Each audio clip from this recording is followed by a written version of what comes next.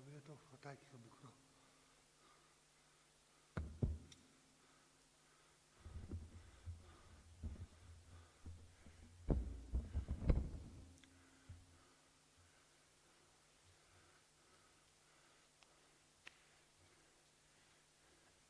Την περασμένη Τετάρτη είμαστε στην Αγία Σοφία Πατρών και κάποια άλλη Τετάρτη θα είμαστε σε μια άλλη εκκλησία από τους πατέρες εκεί καλεσμένοι. Πρώτο Θεός. Επειδή άρχισε ο πνευματικός αγώνας, άρχισε το ευλογημένο τριώδιο, η οποία είναι 3 περιόδοι, εμείς το λέμε έτσι χαρακτηριστικά. Η πρώτη ξεκινάει από τον τελώνη και του Φαρισαίου, το Ιερό Ευαγγέλιο, τελειώνει της Τυροφάγου που είναι η προσευχή, και μετά ξεκινάει η Καθαρά Δευτέρα, η Αγία και Μεγάλη Τεσσαρακοστή, τελειώνει το Σαββάτο του Λαζάρου, και η τρίτη περίοδο, αυτή τη δεύτερη δηλαδή, με τις 5 Κυριακές των νηστειών, το λέει ο ίδια η λέξη νηστειών, άρα νηστεύουμε με τη χάρη του Αγίου Θεού, και έτσι προσπαθούμε να δούμε τον αγώνα μας, και η άλλη αρχίζει από την Κυριακή των Βαΐων και τελειώνει το Μεγάλο Σάββατο. Το Μεγάλο Σάββατο το βράδυ ανοίγει ένα άλλο βιβλίο, το βιβλίο το Ρόδο ή Πεντηκοστάριο. Τέλος πάντων, σκέφτηκα λοιπόν ότι φρόνιμο είναι να δούμε μερικά πράγματα για το πνευματικό αγώνα, έτσι όπως το λέει η Αγία Γραφή και έτσι όπως το βιώνουν οι Άγιοι Θεοφόροι Πατέρες, για να μας βοηθήσουν περισσότερο, πρώτα εμένα και μετά εσάς. Γιατί να ξέρετε ότι κάποια στιγμή θα φύγουμε αυτή τη ζωή και θα πάμε στην άλλη, την αιώνια ζωή, όσο και να παλέψουμε, όσο και να περάσουν τα χρόνια. Εμένα η μητέρα μου είναι 96 ετών, παρά 4 χρόνια 100. Και ό,τι γίνεται. Και βλέπεις ότι τα χρόνια περνάνε, πολλαπλασιάζονται, λες άντε και λίγο ακόμα, αλλά στο τέλος τι βγαίνει? Αν δεν πάμε στη Βασιλεία του Θεού, τι θα κάνουμε τελικά?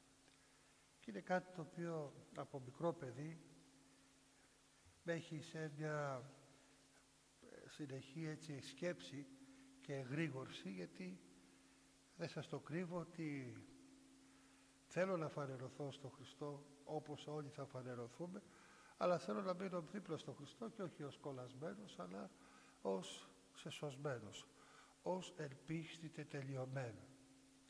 Όπως λέμε στη Θεία Λειτουργία που τελούμε του Αγίου Άγνου Χρυσοστόμου. Όπως γνωρίζετε, την πρώτη Κυριακή της Ορθοδοξίας έχουμε τη Θεία Λειτουργία του Μεγάλου Βασιλείου, και όλες τις Κυριακές αυτές των νηστειών είναι η Θεία Λειτουργία του Μεγάλου Βασιλείου. Πολύ ωραία αυτή η Θεία Λειτουργία, πάρα πολύ όμορφη, όπως με έχει αξιώσει ο Θεός να έχω κάνει και του Αγίου Γρηγορίου του Θεολόγου. Η Βασιλεία των ουρανών βιάζεται και οι βιαστέ αρπάζουν στην αυτή. Τι θέλει να πει με αυτό ο Χριστός μας, που το λέει στον Ευαγγελιστή και Απόστολο Ματθαίο στο κεφάλαιο 11 στίχο 12? Η Βασιλεία των ουρανών εκαθιδρύεται στη γη, αποκτάται με αγώνα, και όσοι αγωνίζονται εναντίον της αμαρτίας που υπάρχει μέσα τους και μέσα στον κόσμο, την αρπάζουν και την κρατούν σφιχτά. Άρα το να μένω πιστός στις Ιερές Παραδόσεις Εκκλησίας μας, στη διδασκαλία της Εκκλησίας μας, στο φρόνημα της Εκκλησίας μας. Μήπως είναι ανοιχτά κάποια μικρόφωνα από αυτά στο ψαλτήρι και μικροφωνίζει? Συγχωρέστε μου. Πας λοιπόν κάθε ένας χριστιανός από εμάς, μήπως θα πρέπει να προσέξει ιδιαίτερα τον εαυτό του, στο πνευματικό του αγώνα. Γιατί αυτό μένει περιμμό, αυτό υπολυμπάνω και υπογραμμών. Άρα λοιπόν πρέπει να προσέξουμε καλά τη ζωή μας, την ύπαρξή μας, το συμφέρον της ψυχής μας, να είμαστε καλά. Και όπως έλεγε ο μακαριστός Δημήτριος Παναγόπουλος, ένας μεγάλος ιεροκήρυκας, άλλο καλός άνθρωπος και άλλο καλός χριστιανός. Στην προκειμένη περίπτωση δεν μας μιλάει για έναν καλό άνθρωπο, αλλά μας μιλάει για έναν καλό χριστιανό. Πας αγωνιζόμενος πάντα εκρατεύεται. Κάθε πνευματικός αθλητής εκρατεύεται από όλα. Από τα φαγητά, από τα ποτά και λοιπά και λοιπά. Και άλλα πράγματα. Έτσι είναι η επιστολή που έστειλε ο Παύλος στην πρώτη του, στους Κορίνθιους, στο κεφάλαιο 9 και στίχο 25.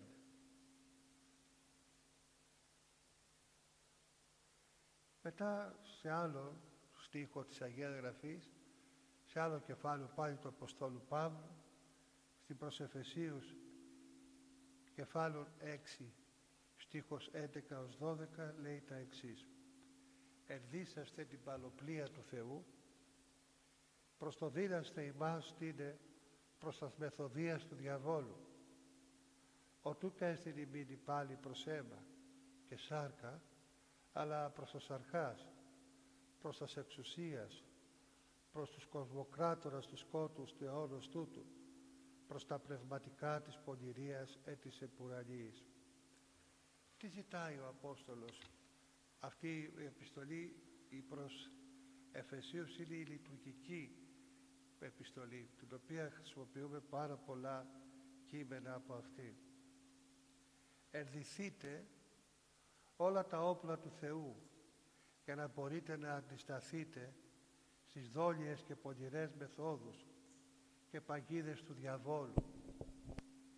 Διότι ο αγώνας που κάνουμε και κάνετε, που έχουμε αναλάβει, δεν είναι αγώνας προς ανθρώπους με αίμα και σάρκα, αλλά προς τις πονηρές αισχρές επιθυμίες και στις πονηρές αρχές και εξουσίες, προς τα πλήθη των πονηρών πνευμάτων, προς τους καταχθονίους κοσμοκράτορες που κυριαρχούν επί ανθρώπων, που βρίσκονται στο βαθύ σκότος του αμαρτωλού τούτου αιώνος. Ο αγώνας μας διεξάγεται εναντίον των πνευματικών αυτών πονηρών όντων και γίνεται χάρη της κληρονομίας της Βασιλείας των Ουρανών. Τι λέει ο Απόστολος, ο Παύλος? Ότι έχουμε να κάνουμε έναν αγώνα πολύ δυνατό, πολύ πνευματικό και άνισο πολλές φορές. Έναν αγώνα που είναι δύσκολος. Είναι ένας αγώνας σκληρός, πονηρός, κακότροπος. Γι' αυτό και χρειάζεται να κάνουμε πολλή προσπάθεια και πνευματική και σωματική.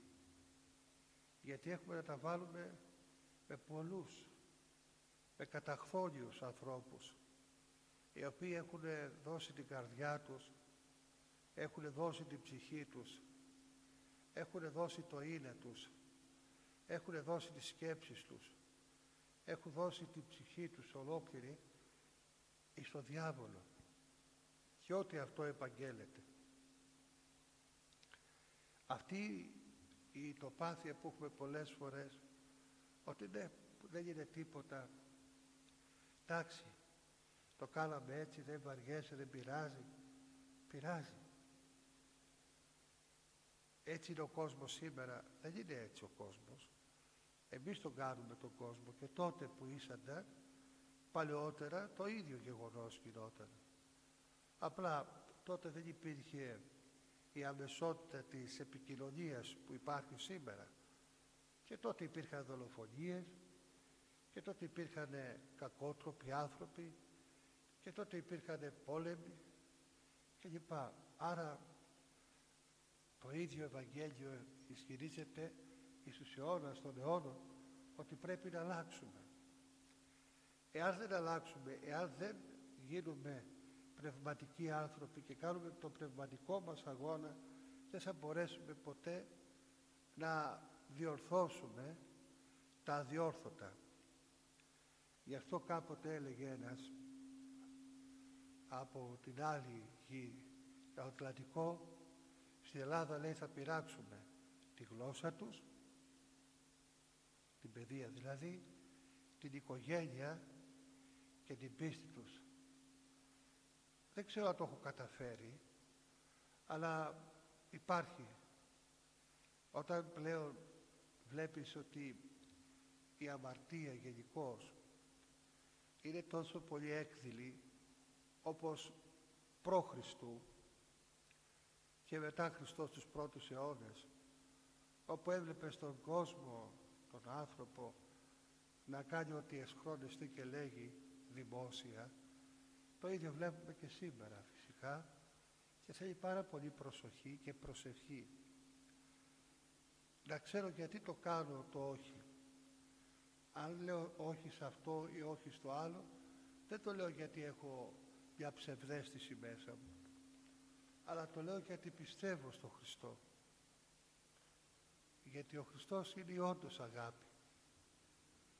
Και θα ρωτήσω κάτι, όπως το λέει και η Αγία Γραφή.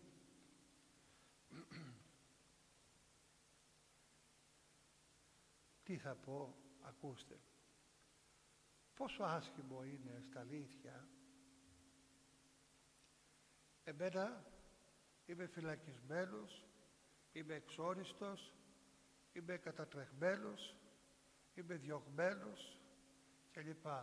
Και έρχεται ένας και δίνει όλα τα χρέη μου, τα σβήνει, με αθωώνει και με βγάζει έξω.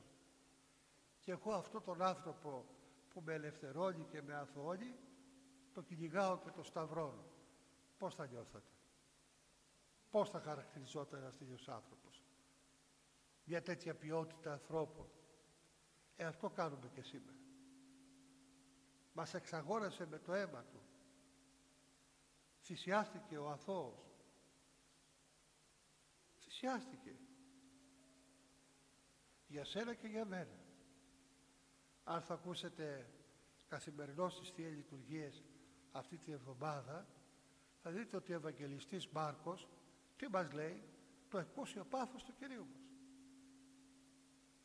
Εμείς τι κάνουμε τελικά? Αυτός θυσιάζεται για μένα. Δίνει τη ζωή του ολόκληρη για μένα. Χύλει το αίμα του. Τον κάνουμε, πώς έλεγε σήμερα το Ευαγγέλιο, κάποιοι τον χαστούκούσανε, άλλοι του δίνανε φτισήματα, άλλοι τον κροφοκτυπούσανε, άλλοι του κάνανε. Γιατί? Για να τον βγάλουν ένοχο. Αυτό δεν κάνουμε? Κι όμως αυτός θα πει πάνω από το σταυρό, Πάτερ, άφες αυτής ούγαρη δεστηπιούσι. Δεν ξέρουν τι κάνουν. Μήπως θα πρέπει να προσέξουμε τελικά ποιος είναι ο πνευματικός μας αγώνας στην ουσία? Αυτό λέει ο Απόστολος Παύλος. Ερδίσαστε, τηθείτε την πανοπλία του Θεού. Ποια είναι η πανοπλία του Θεού? Η προσευχή μας, ο τίμιος και ζωπιός σταυρός, η εφαρμογή του Λόγου του Θεού. Τι μου ζητάει ο Χριστός? Τα αγαπάω.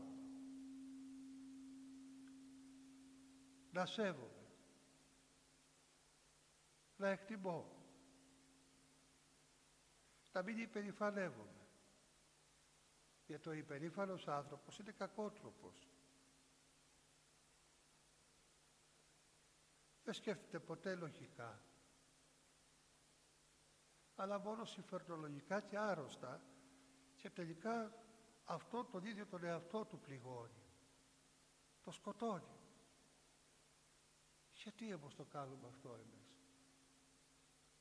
Ο υπερήφανος άνθρωπος είναι ο φύλαυτος, ο φιλίδωνος, ο φιλάργυρος, Δεν είναι αυτός ο οποίος είναι ταπεινός. Ο οποίος είναι ταπεινός τι είναι? Αυτός ο οποίος έχει σεβασμό, πίστη, ελπίδα, χαρά, πραότητα και προπαντός αγάπη, η οποία αγάπη ου περπερεύεται, ου φυσιούται, ου κασκημονεί, ου ζητεί τα εαυτής, ου παροξύνεται, ου λογίζεται το κακό. Πάντα στέγει, πάντα πιστεύει, πάντα ελπίζει. Η αγάπη ουδέποτε εκπίπτει. Και αν έχω πράγματι αγάπη, τότε εάν δώσω το σώμα μου ή να καυθήσομαι, αγάπη δεν μη έχω, ουδέν ωφελούμε, ουδέν ημίν. Δεν είμαι τίποτα. Και αν δώσω το σώμα μου να καώ, αλλά δεν το κάνω από αγάπη, να το κάνω γιατί με πείραξε ο εγωισμός μου, γιατί θύμωσα, γιατί οργίστηκα, γιατί μπουρλάθηκα από τις δικές μου αρρωστημένες σκέψεις, τις εγωιστικές και εγωπαθικές. Δεν μου λέει κάτι, λέει ο Απόστολος Παύλος. Διαβάστε το. 13ο κεφάλαιο, 13 ΙΓ, κεφάλαιο, την πρώτη επιστολή που στέλνει στους Κορίνθιους ο Απόστολος Παύλος. Δεν τα λέω εγώ. Αλλά πού είμαστε εμείς?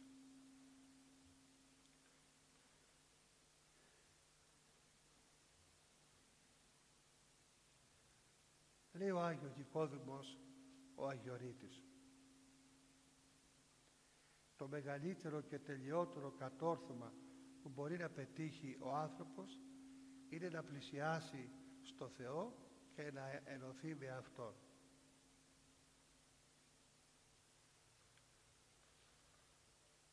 Να γίνω σύσσωμος και σύνεμος Χριστού, να είμαι όμεμος, να έχω το ίδιο αίμα και να έχω το ίδιο σώμα με τον Χριστό. Πώς το κάνουμε αυτό? Με τη Θεία Κοινωνία. Δεν θέλω να κοινωνήσω. Θέλω να κοινωνώ 3 φορές το χρόνο. Χριστούγεννα, Πάσχα και αυτό όχι το Πάσχα, τη Μεγάλη Πέμπτη και της Παναγίας. Και αυτό γιατί? Για το καλό του χρόνου. Τελικά κοινωνώ το σώμα και το αίμα του Χριστού για καλό χρόνο. Πού είναι η αγάπη? Πού είναι ο έρωτας? Ότι θέλω να είμαι μαζί με τον Χριστό.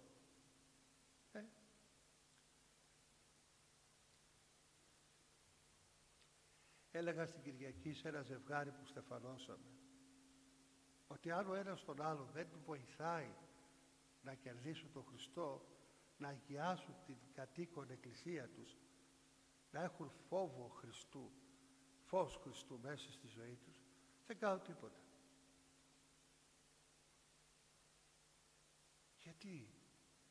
Γιατί ούτε ο ένας ενδιαφέρεται για τον άλλο, ούτε ο άλλος για τον άλλο. Τελικά πού είναι ο γάμος?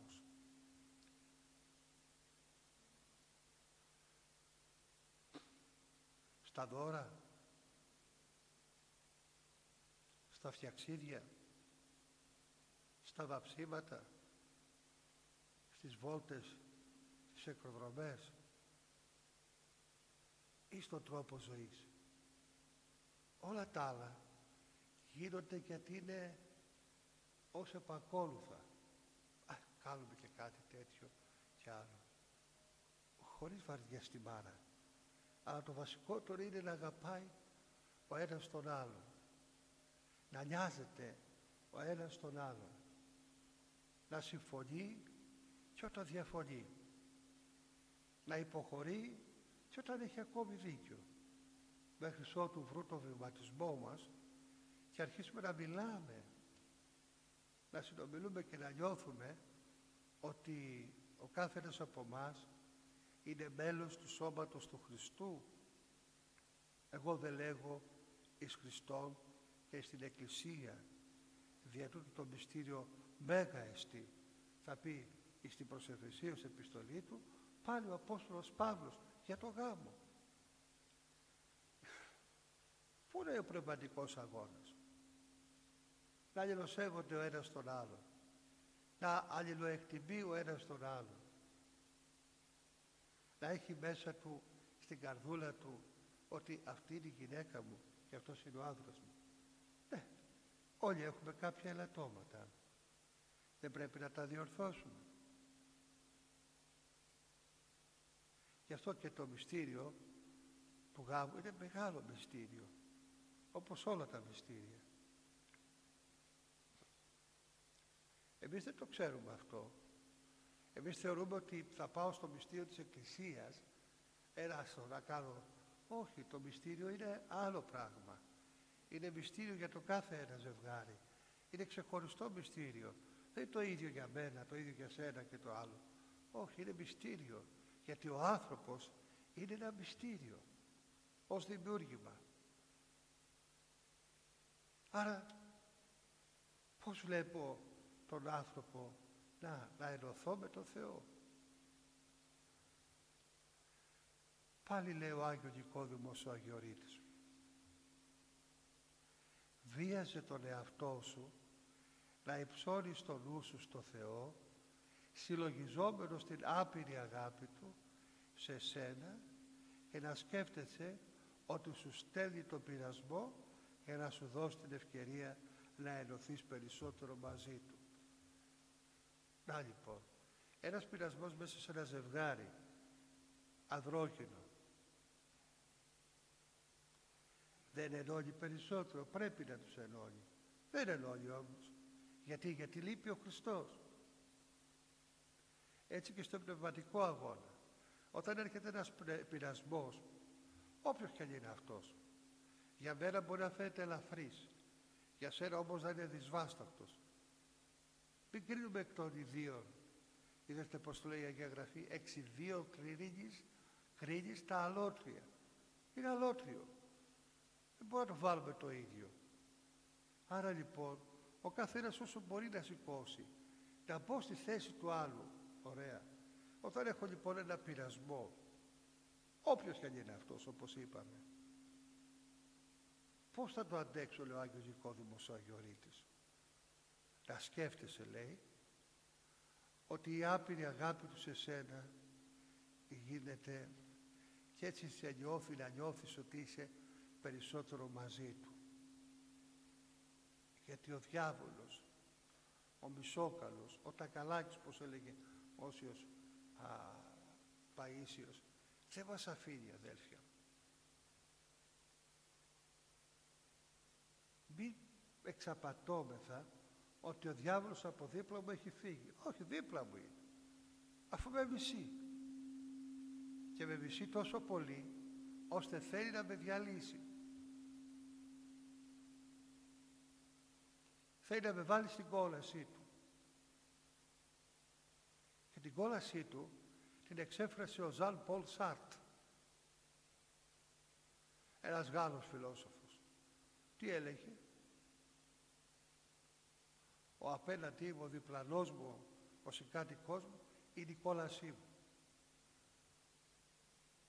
Δεν θέλω να σε βλέπω, σε μισώ. Αυτό είναι. Και αυτό βλέπουμε να λέγεται σήμερα στη μεγάλη Δυτική Ευρώπη. Τι έλεγε ο Νίτσε? Δεν υπάρχει Θεός, ρε παιδιά. Πέθανε ο Θεός. Εγώ το έλεγα. Και πόσοι από εμάς δεν μπαίνουμε σε αυτή τη διαδικασία? Πόσοι από εμάς, τους παλαιότερους ίσως, δεν διαβάσαμε τον Orwell, δεκαετία του 80. Και ήταν το best seller. Το διαβάσαμε και λέγαμε, πόρε παιδί μου και λοιπά. Τι δείχνει? Έναν άνθρωπο που ζει μέσα στην κόλαση. Να μισώ το συνάνθρωπό μου.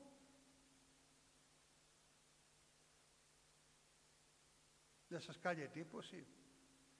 Βλέπουμε έναν πληγωμένο άνθρωπο κάτω και φεύγουμε, στρίβουμε, δεν καθόμαστε για να μην βρούμε πελά. Αλλά άμα δούμε ένα σκυλάκι χτυπημένο, θα το πάρουμε, θα το πάμε και όλα τα κανάλια θα έρθουν κοντά μας να μας δείξει ότι κάναμε πολύ μεγάλο έργο, ότι πιάσαμε το σκυλί. Δεν είπα να το σκοτώσεις. Τον άνθρωπο, τίποτα για τον άνθρωπο. Δεν μας ενδιαφέρει ο άνθρωπος. Γίνονται τόσες ευρεοκτονίες δεν γίνονται. Πώς το λέμε εμείς, έκτρωση, άμβλωση, ξέρω εγώ, διακοπή κοιήσεως. Μα ευρεοκτονία είναι. Σκοτώνεις το έμβριο. Σκοτώνεις άνθρωπο.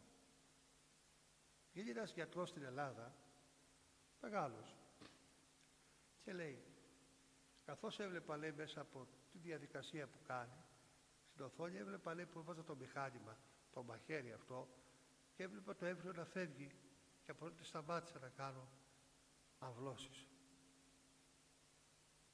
Γιατί έβλεπα ότι πήγε να κρυφτεί. Ποιο? Αυτό που είναι τόσο. Και εμείς τη βγάλαμε το θεώρημα, δεν είναι τίποτα. Ποιος το είπε σε ότι δεν είναι τίποτα? Ποιος? Βλέπετε πόσο σκληροκαρδία έχει μέσα ο άνθρωπος.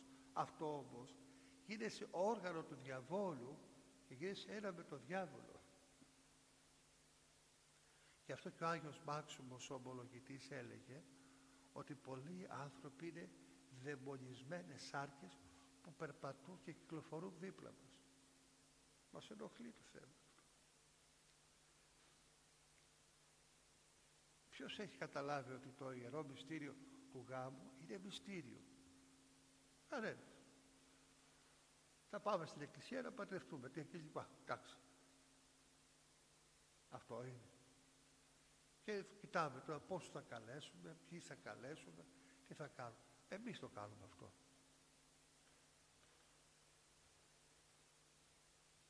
Δεν πρέπει να προσέξουμε τελικά? Που στο καλό είμαστε. Είναι μυστήριο.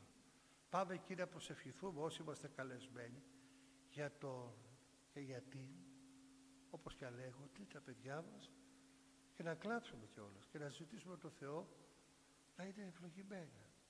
Γιατί λέμε στα τροπάρια που γυρίζει γύρω γύρω ο γαμπρός με την ύφη, η ύφη και ο γαμπρός, Άγιοι μάρτυρες, οι καλώς αθλήσαντες και στεφανοθέντες. Μα τους λέμε μάρτυρες, βεβαίως, γιατί έχουν στέφανα. Βεβαίως. Έχουν δυσκολίες. Έχουν δηλαδή πειρασμούς. Πώς θα τα απεξέλθουν αυτά όταν τα παιδιά μας δεν έχουμε μάθει να είναι κοντά στην εκκλησία, να έχουν πνευματικό, να διαβάζουν το Ευαγγέλιο, να διαβάζουν βίους Αγίων, για να μορφώνουν Χριστό μέσα τους? Πώς θα γίνει?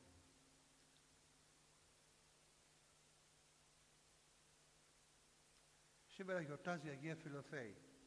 Έτσι δεν είναι? Δεν ήταν παντρεμένη? Ήταν. Είχε δύσκολο σύντροφο? Πάρα πολύ. Δεν άσχε. Ένας πολύ κακός και κακότροπος άνθρωπος. Καθώς την απάλλαξε ο Θεός από αυτόν, ο Θεός επέτρεψε, ναι, αυτή δεν είπε ότι ξέρει, δεν πειράζει, δεν κάνει, δεν φτιάχνει. Τι πήγε και έκανε? Έφτιαξε χώρος και μάθησε όλες τις κοπέλες, μάθησε όλα τα κορίτσια να τα μάθει τέχνες, να τα μάθει γράμματα, αλλά και να τα φυλάξει από την ασυδοσία των Αγαρινών, των Τούρκων κλπ. Μπορούμε να το κάνουμε εμείς αυτό? Έδωσε όλη της την περιουσία σε αυτά τα παιδιά, σε αυτά τα κορίτσια, για να τα διαφυλάξει από κάθε εσχρόνεστη, και λέγει, πνευματικός αγώνας είναι αυτός. Τεράστια περιουσία. Είχε έναν ευλογημένο πατέρα και μια ευλογημένη μητέρα. Ναι, ήθελα να παντρευτεί, να την κάνουν κλπ. Έτσι πίστευαν οι άνθρωποι, γιατί είχαν κριτήριο το δικό τους στο γάμο.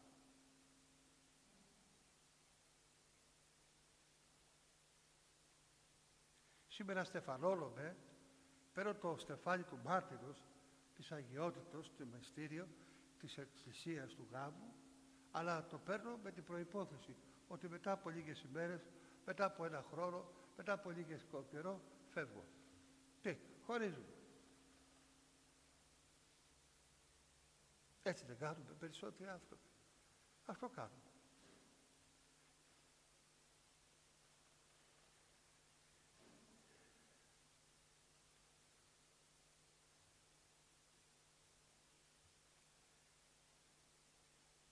Μην νομίζεις ότι οι προσευχές, η Θεία Μετάληψη και τους άλλους πνευματικούς σου αγώνες τα χρησιμοποιείς για να πετάξεις το σταυρό από πάνω σου, αλλά για να το σηκώνεις με περισσότερη δύναμη και μεγαλύτερη δόξα του Χριστού, θα πει ο Άγιος του Θεού Νικόδημος ο Αγιορείτης.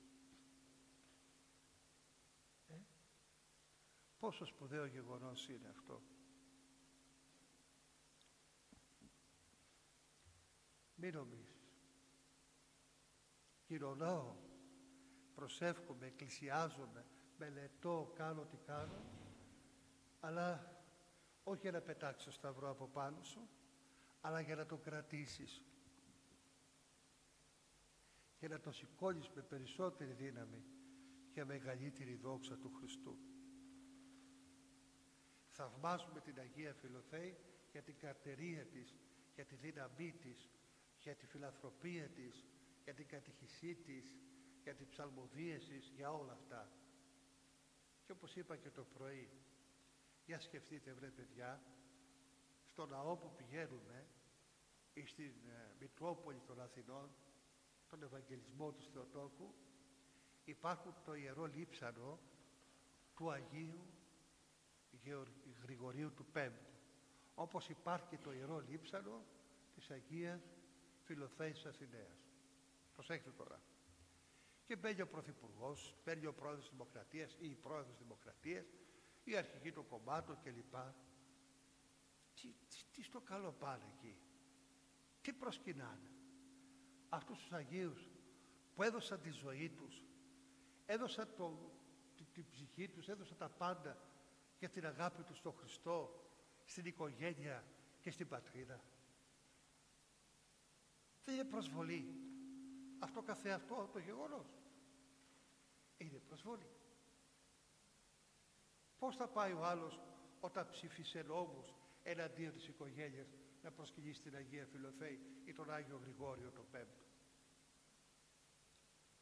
Πώς θα πάει ο άλλος όταν πουλάει και αποποιείται την πατρίδα μου, την πατρίδα σας, το αΐθη και τα έθιμά μας, δίθε και περίπου για τους άλλους και λοιπά, σε όλους εκείνους, στον Γρηγόριο τον Πέμπτο? Πώς ρε παιδί μου? Λίγο φιλότιμο δεν πρέπει να έχουμε? Δεν τρέπουμε που πάω σε αυτό το χώρο? Τρέπουμε. Δεν πρέπει να τρέπουμε? Πρέπει. Γιατί δεν τρέπουμε? Διότι έχει φύγει ο σταυρός από πάνω. Λέει σήμερα στο Ευαγγέλιο Μάρκος, τι του λέει ο Χριστός μας? Πριν αλέκτρο φωνή σε τρεις, θα με έχεις δεις, θα με έχεις απαρνηθεί δεις, θα με έχεις απαρνηθεί 3 φορές. Θα σας βάλω ένα πείραμα. Τώρα μου ήρθε. Θα το πω και στην ομάδα των παιδιών. Όταν το πρωί ξυπνάει ο κόκορας, λαλάει. Κάνει το πρώτο λάλημα και λοιπά την ώρα. Μετά από πόση ώρα ξανά λαλάει το δεύτερο? Για να δείτε πόσος χρόνος ήταν μέσα στα 2 λαλήματα του κόκορα, τι έπαθε ο Πέτρος που αρνήθηκε και ορκιζόταν ότι δεν γνώριζε τον Χριστό. Έτσι κάνουμε και εμείς. Δεν θα πω το χρόνο. Ψάχτε το. Ρωτήστε. Μάθετε. Φοβερό πράγμα. Πόσο γρήγορα αρνούμε την πίστη μου στον Χριστό και στην αγάπη μου προς τον Χριστό και την οικογένειά μου, αλλά και την πατρίδα μου και τα ήθη και τα έθιμά μου και λοιπά. Τι κάνω? Θα έρθει πρώτα ο Θεός τη Μεγάλη Εβδομάδα, αν θα ζω, μπορεί να μην ζω, εντάξει. Θα έρθει το Πάσχα, Θα γεμίσουμε μέσα έξω κάπου στην εκκλησία και θα φύγουμε. Ρε χριστιανέ μου, έχεις σκεφτεί ποτέ ότι τα φώτα που ανάβουμε θέλουν λεφτά? Ποτέ. Έχεις σκεφτεί ποτέ ότι τα κεριά που ανάβεις τα πληρώνει η εκκλησία για να τα έχεις εσύ? Ποτέ. Για να βάλω την καθαριότητα, για να βάλω τα χαλιά αυτά να τα πλύει το μηχάνημα, θέλει λεφτά. Τίποτα. Από πού θα τα βρούμε τα λεφτά? Έχει εκκλησία. Από πού έχει εκκλησία? Βλέπετε, ούτε καν αυτό δεν μας ενδιαφέρει.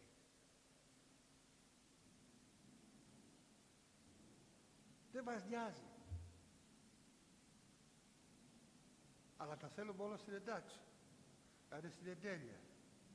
Και τα φώτα να είναι καλά, και οι λάμπες να ανάβουν. Ένα κάικι λάμπα, πού θα την πάρω? Εσάς μια λάμπα καίγεται στο σπίτι και λέτε πού θα βρω τα λεφτά, ψάξτε στις τσέπες σας. Εμείς στις λάμπες πού θα τα βρούμε?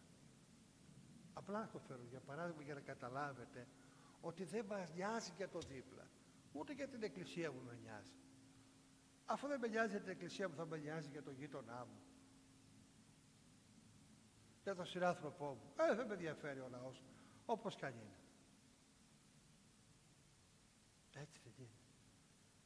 Ενώ όταν ήμουν πιτσιρικάς και πήγαινα στην Αγία Παρασκευή, έβλεπα τον κόσμο, φτωχοί άνθρωποι, γιατί τα ταμπάχανα και η μαρούδα εκεί πέρα είναι φτωχοί άνθρωποι, μεροκαματιάριδες άνθρωποι, με ένα μεροκάματο κάθε τόσο. Κι όμως έβλεπες να δώσουν, να βοηθήσουν την εκκλησία με ό,τι τρόπο μπορούσαν ο καθένας τους. Σήμερα και αυτό αδιαφορία. Γιατί? Δεν ξέρω. Βγήκε το σλόγγαν, η εκκλησία έχει.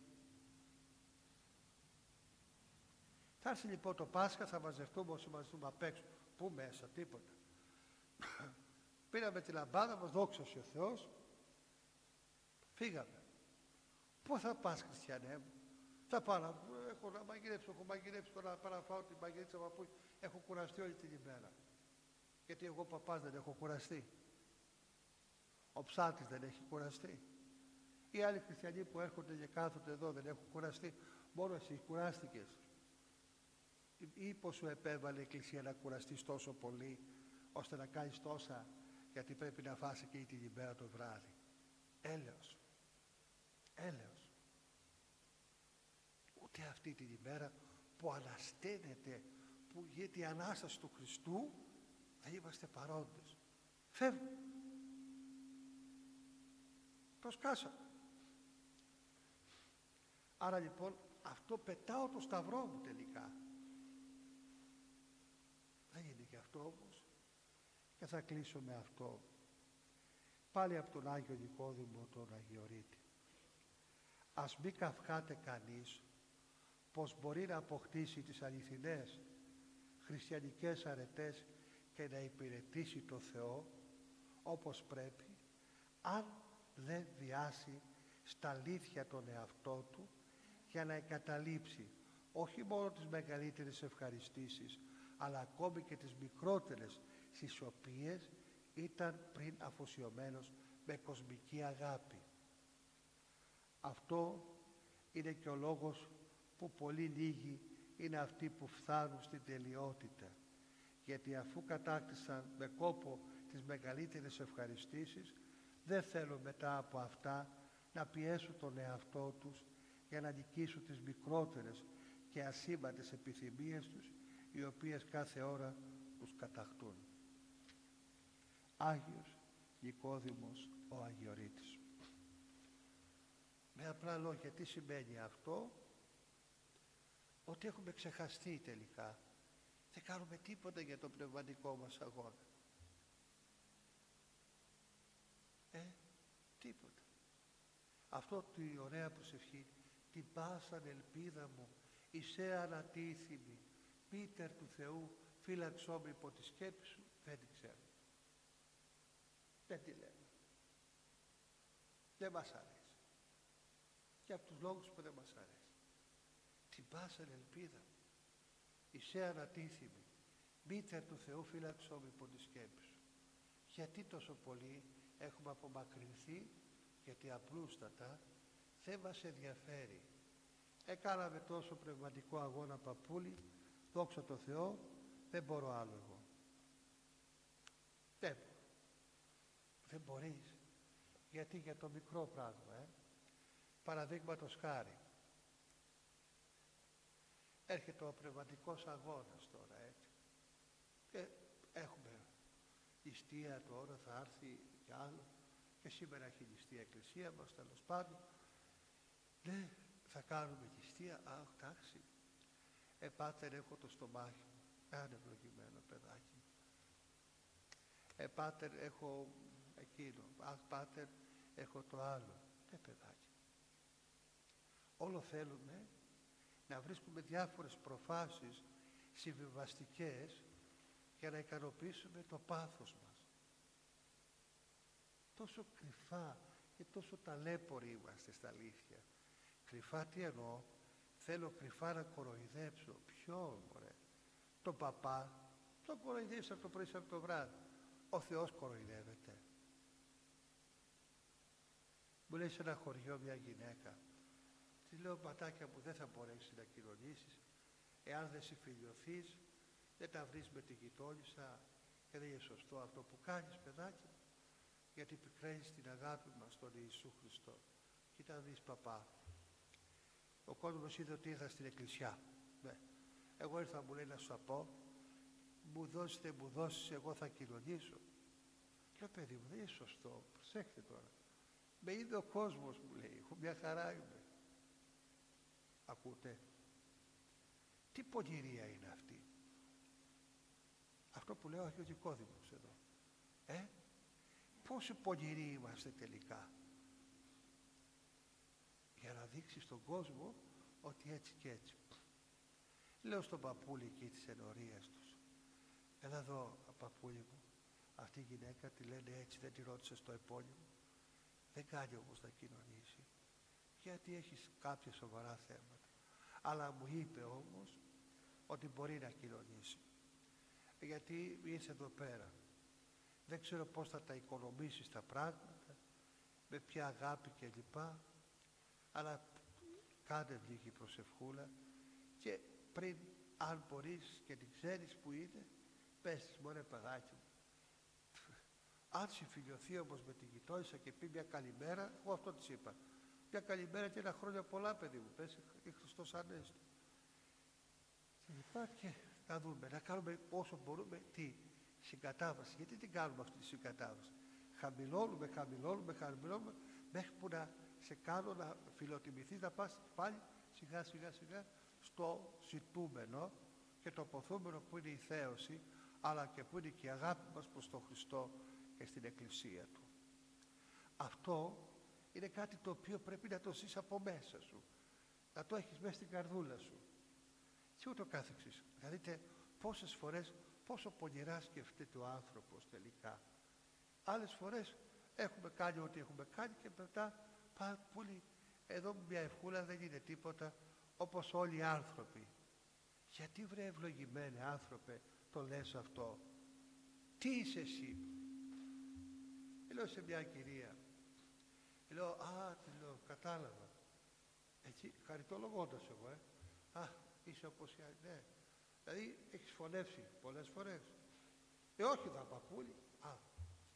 Δηλαδή έχεις κλέψει πολλές φορές? Όχι δα παππούλη. Τότε πώς είσαι όπως όλοι οι άνθρωποι?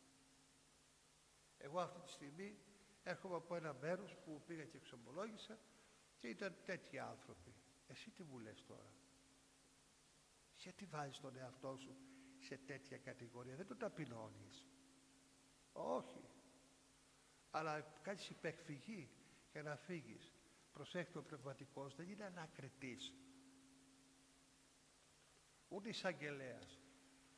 Πάω να ζητήσω από τον Θεό ήμαρτον, όπως είπε ο Άσωτος, βεβαίως. Ήμαρτον, Κύριε, στον ουρανό και ενώπιόν σου. Μάλιστα. Δεν είμαι άξιος, Κύριε, ούτε να σε βλέπω, ούτε τον ουρανό να βλέπω, ούτε εσένα. Πάτερ, τόσο χάλια. Είμαι αμαρτωλός άνθρωπος. Τώρα έχεις κάτι, παραδείγματος χάρη, είσαι χαρτοπαίχτης, είσαι τζόγος. Έλα, πες το. Να σου πει μια λύση ο πνευματικός, το Άγιο Πνεύμα. Παιδάκι μου, αυτό και αυτό. Έχεις κάποιο ερώτημα, πες το, όχι ατέρμονα πράγματα. Όχι μπαίνουμε σε ένα εξομολογητήριο και ξεκινάμε σήμερα και τελειώνουμε αύριο. Τι είναι εξομολόγηση? Αυτό είναι Σύρια. Άρα λοιπόν ούτε και αυτό κάνουμε σωστά. Δεν είμαστε προετοιμασμένοι. Γι' αυτό υπάρχουν πολλά βιβλία, φυλάδια, ξέρω εγώ, που γράφουν πολλές αμαρτίες. Και λέμε λοιπόν, αυτή η αμαρτία βάζει 1, 2, 3, αυτό θα τις πω, τις 4, 5, δεν θα τις πω τώρα. Γιατί? Αυτό που έσεξε η Εκκλησία, ο παππούλης, ο επίσκοπος, εκείνος, ο ΑΒ, δεν το έκανε από θέμα κακίας. Το έκανε από θέμα πολύ αγάπη. Για να σε βοηθήσει. Κοίταξε το τι είναι. Α, είμαι αμαρτωλός. Τελείωσε. Είμαι αμαρτωλός, πάτερ. Τελείωσε. Γιατί, παιδάκι? Γιατί είμαι και πόρνος, είμαι και ψεύτης, είμαι και εκείνο. Είμαι. Τέρμα. Θέλεις κάτι να πεις που σε βαραίνει? Τίποτα, παππούλη. Είμαι το μαύρο μου τα χάλια. Αυτός είμαι. Τι ωραίο πράγμα. Να είμαστε κατήγοροι του εαυτού μας. Για να βοηθήσω τον εαυτό μου και να βοηθήσετε και εσείς τον εαυτό σας. Δεν μπαίνουμε μέσα και αρχίζουμε. Έκανε έτσι και η νύφη μου ήταν έτσι και ο γαμπρός μου έκανε έτσι και η κόρη μου έκανε έτσι, το παιδί μου έκανε έτσι, ο κοίτονας έκανε έτσι και εγώ έκανα εκείνο, άρα και εκεί θύμωσα και του έδωσα κάτι Χριστοπαναγίες. Τι είναι αυτά τα πράγματα? Βλασφήμισα, τέρμα. Δεν χρειάζεται να περισσότερο. Αν σε ρωτήσει ο πνευματικός κάτι που δεν κατάλαβε ή βλέπει ότι κάτι ξέρει και βλέπει το Άγιο Πνεύμα το φωτίζει, πες του συγκεκριμένα για αυτό το πράγμα που μου είπες, παιδί μου. Τι εννοείς? Απλά. Γιατί δεν θέλουμε να το πούμε αυτό? Όταν πήγα, παιδάκι, σε ένα πνευματικό ονόματι πατήρ Βασίλειος, από το δημοτικό, στην πρώτη δημοτικού πήγα σε ένα πατέρα Γεώργιο, αιωνία του η μνήμη και τους δύο, ο οποίος ήταν στην Αγία Παρασκευή πατρών. Πήγα στο νηπιαγωγείο και στην πρώτη δημοτικού πήγα στον Άγιο Γερβάσιο. Μετά, όταν κοιμήθηκε ο Άγιο Γερβάσιο, πήγα στον πατέρα Γεώργιο. Μετά, όταν έφυγε ο πατέρα Γεώργιος και πήγε σε ένα χωριό στη Ζήρια, μετά πήγαινα στον πατέρα Βασίλειο. Μου έλεγε λοιπόν, έλεγε χαρακτηριστικά μια φράση, ναούμε, αιωνία του μνήμη. Εμένα με βοήθησε, με έβαλε στον τρίτο ουρανό. Άκου, σου πω, αγόρι. Κάθε Πέμπτη εξομολογιόμουν. Πίσω εδώ στο δεσποτικό μου έχει μείνει για μένα, γι' αυτό κάθομαι εδώ. Από τότε, μικρό, είδες, άμα μικρομάθεις, δεν γέροντα να φύγεις, που λέει ο λαός. Λοιπόν, πήγαινα λοιπόν εκεί και μου έλεγε, ναούμε. Άκου, να σου πω. Δεν θέλω πολλά. Μάθε να καταφέρεις τον εαυτό σου σε τι φταίς. Πώς το λέει αυτό? Και άρχισα λοιπόν να ψάχνω. Πού να βρω εγώ βιβλία? Φτωχόπεδο κιόλας. Δεν είχαμε να φάμε. Πού να παραγοράσω βιβλία? Τι να μάθω? Και καθόταν λοιπόν τις άλλες ώρες, το τελείω το μυστήριο. Πίσω, όπως κάθε τώρα ο πατήρ Ιωάννης, στο μπαγκάρι, ο Βασίλης, και εγώ απέναντι εκεί πέρα, και μου έλεγε διάφορα αμαρτήματα, διάφορα πράγματα μέσα από τους βίους κλπ. Για να καταλάβω και να νιώσω πώς μπορώ να μιλήσω και να πω, α, αυτό είναι αμαρτία, αυτό είναι αμαρτία. Για να μην ξεφεύγω. Παιδάκι, στο δημοτικό. Και μια φορά θυμάμαι, στο σχολείο, στην Πέμπτη Δημοτικού, ήταν ένας ονόματι Νικόλαος, δεν θα πω το επώνυμό του, συμμαθητής μου, του έλεγε συνέχεια το διάβολο. Ωραία, ψωμοτήρι που λέμε. Συνέχεια. Πάω και του λέω του παππούλη, ήταν μεσημέρι θυμάμαι, Σάββατο, γιατί πηγαίναμε και Σάββατο στο σχολείο. Λοιπόν, πάω στο Σάββατο, πήγα εκεί στην εκκλησία, μου λέει, έχουμε κηδεία. Θα έρθει στην εκκλησία, να έρθω του. Έλα, μου λέει, έχουμε κηδεία. Πάω λοιπόν στην εκκλησία, όταν τελειώσαμε λοιπόν το σχολείο, με την τσάντα μου, πηγαίνω κατευθείαν στην εκκλησία για να χτυπήσουμε την καμπάνα, την πέρσινη κλπ. Ήρθε η κηδεία, τη φέρανε οι παππούλες, και τότε οι παππούλιδες το φέρανε την κηδεία από ό,τι θυμάμαι, με πετραχίλι και φελόνι. Εμείς τα παιδάκια είχαμε φαναράκια ή τα ξαπτέργα, το σταυρό, και πηγαίναμε στο σπίτι και φέραμε το και κοιμημένο στην εκκλησία. Του λέω να σας πω κάτι, του λέω, παππούλη. Είχε τελειώσει η κηδεία, η ταφή έγινε στην Επαναγία Αλεξιώτισσα. Έλα μου, λέει, παιδάκι μου. Λέω, ξέρεις, ο τάδε, τον ήξερε, ναι. Είπε, αντί να του πω βλαστήμη στο διάβολο, του είπα την κουβέντα, άστο τέτοιο. Ταφ, μου δίνει ένα χαστούκι. Κάθομαι όπως ήμουν αγωνιστός, έπεσα, σηκώθηκα. Δεν το πεις ούτε για αστείο αυτό, μου λέει, παιδί. Ούτε για αστείο. Ξέρεις τι σημαίνει αυτό? Να το στείλεις εκεί στον πονηρό. Ούτε για αστείο, ούτε αντικείμενο, ούτε το γουβαδάκι από την παιχτίδισσας, ούτε την μπάλα. Όπα, λέω. Και έτσι κατάλαβα. Αιωνία του η μνήμη. Άγιος. Ούτε για αστείο. Σήμερα λέμε, κάνουμε. Ούτε καν λέμε στον πνευματικό πάτερ βλασφημό. Τι θεωρούμε βλασφημία? Αν πω καμιά Χριστό και καμιά Παναγία. Έτσι δεν είναι? Όχι, παιδιά. Όταν λέμε τον πονηρό, αυτή είναι βασική βλασφημία. Δεν λέμε αstrολογίες, δεν λέμε βομολογίες. Χρειάζεται να πω τις βομολογίες στο πνευματικό μου? Μα τι είναι αυτά? Αυτό δεν είναι ψωμολόγηση. Αυτό είναι ανυπαρότητα. Δεν έχουμε δίκιο αυτό. Δεν έχουμε τέτοια ευλογία. Είπα άσχημες κουβέντες. Αν με ρωτήσει ο πνευματικός μου τι, τότε θα πω με διάκριση το πώς. Εντάξει, να προσέξουμε σε αυτά, γιατί πετάμε το σταυρό μας από πάνω μας. Και όχι μόνο αυτό, αλλά πολλές φορές χάνουμε αυτό το πνευματικό αγώνα που κάνουμε, το μειώνουμε μετά και χανόμαστε. Συγχωρέστε με. Η κυρία Θεοτόκος να μας ευλογεί και εσάς και εμένα τον αμαρτωλό και να ζητάμε το έλεος του Θεού. Σας ζητώ συγγνώμη.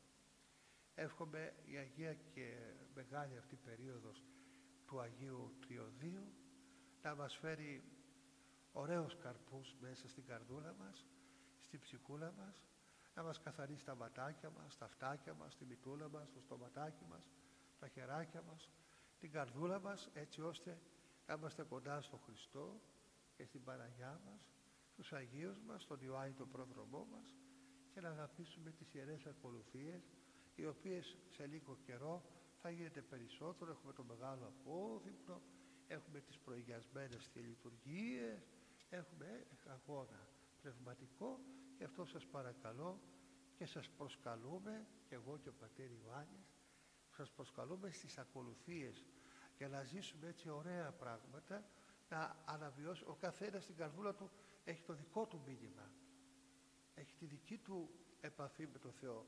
Να γίνουμε λοιπόν Χριστοφόροι, Θεοφόροι, Πνευματοφόροι.